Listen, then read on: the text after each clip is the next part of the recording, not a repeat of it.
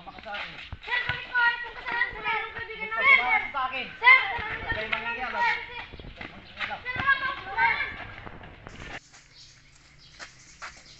Sir, wala po akong kasalanan, sir. Sir, wala po akong kasalanan. Sir. Sir, ano pong kasalanan ko, sir? Sir, wala po akong kasalanan, sir. Wala po akong ginagawa. Tama Wala na akong yun. ginagawang masama, sir. Good morning everyone. Good morning, ma'am. Our video contains the violation of our highest law of the land, which is our 1987 Philippines Constitution, Article 3, Section 1, which is the Bill of Rights. Section 1 states that no person shall be deprived of life, liberty, or property without due process of law, nor shall any be denied the equal protection of the laws. So, if you watch the video, no, makikita naman natin na hinuli na lang nung law enforcer yung one of the member na naglalaro dun sa while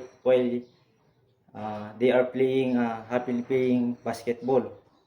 Hinuli niya na without any valid reason. So, it is a violation under Section 1. It's Section 1, which is the right to liberty, yung kalayaan ng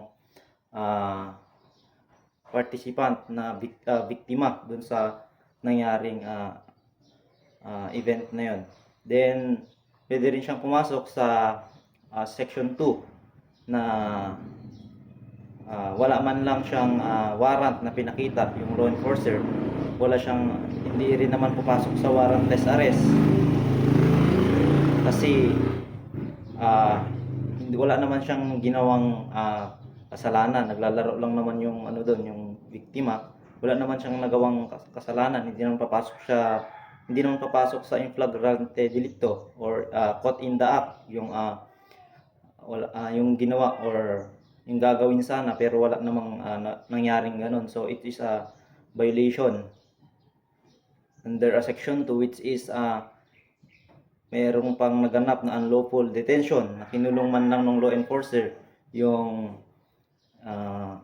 biktima na kinuha niya na hindi naman in-inform, no?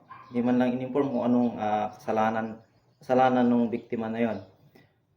Next na violation niya, na pwedeng violation dun sa video is Section 12, which is the Miranda Doctrine, yung right to inform. Tapos kung ano yung kasalanan ng biktima, bakit siya hinuli at dinitain man lang ng any valid reason nga, wala namang naganap. Then pwede rin siyang pumasok sa Section 15, which is the privilege of the habeas corpus, na pwedeng tawagin ng korte, no?